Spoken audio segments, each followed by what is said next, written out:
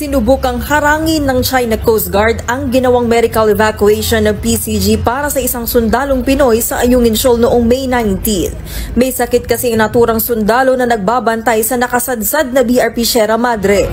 We're going to medevac some personnel. We're going to medevac. We have a sick personnel on that boat.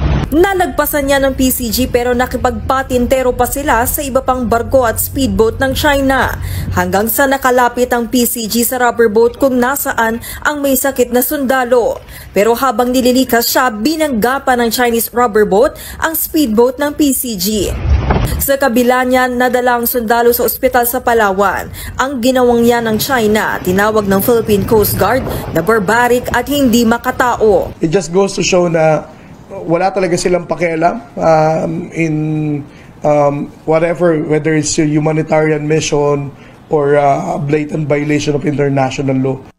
Buwelta naman ang Chinese Foreign Ministry kung nag-abiso lang daw sana ng maaga ang Pilipinas. Papayagan nila ang medical evacuation.